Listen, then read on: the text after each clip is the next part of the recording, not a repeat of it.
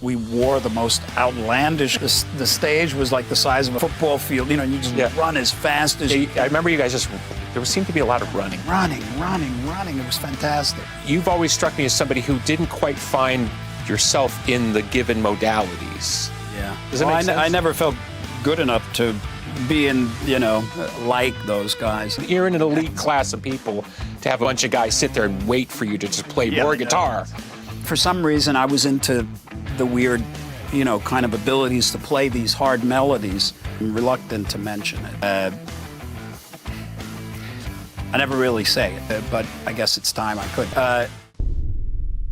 Thank you very much for being here. Well, thank you for the invite. So, tell me if you don't like the analogy, but it comes from seeing you. It was the tour, the Generation X. I saw that in Dallas. I didn't know if you knew I was there that night. No. I went backstage and I talked to. I think I saw Nuno, but I didn't really see anybody. I didn't want to bother anybody. But it comes from watching this thing that you guys would do on stage, and I'll get to that in a second. But I love the analogy, and it's off used. It's the idea of like guitarists as gunslingers. Yeah. This idea of like the Sergio Leone. So.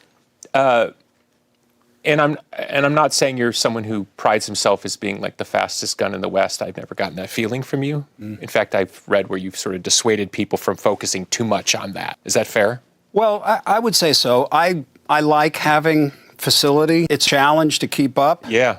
Okay, so let me start there. How do you keep it up at your age? Because I'm 57 and I've been playing 40 years. Yeah. And at some point the joints start to go like.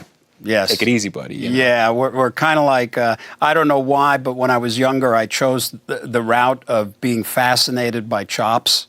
Okay.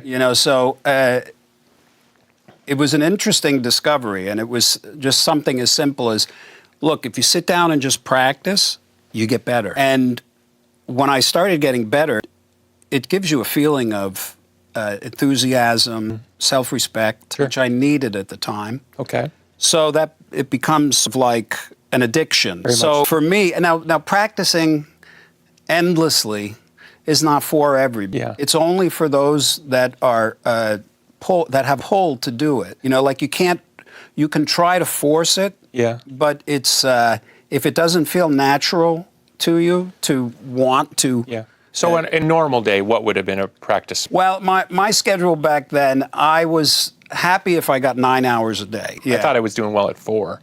That is good. 4 hours a day is great. 9 is like, wow. I was very neurotic, very... That's a good word. Yeah, myopic, because once I discovered this, and this is what age? 12, 13, 14, 12 teenage. that's a very early age to go that deep in on. Well, I started going deeper in like 13. Okay, but still, yeah, most kids at 13 are thinking about a lot of other stuff, Yeah. I just... It just had such a pull, such a joy, such a was it the exploration or was it the discipline? Well, the funny thing was, it didn't feel like discipline. Okay. I must have been very disciplined, and sometimes I would go to sleep early on a Friday so I could wake up and practice all the way till Monday when I had to go to school. So I get like 20, 30 hours. And people say we must have been very disciplined. And I'm not a very disciplined person that way. Okay.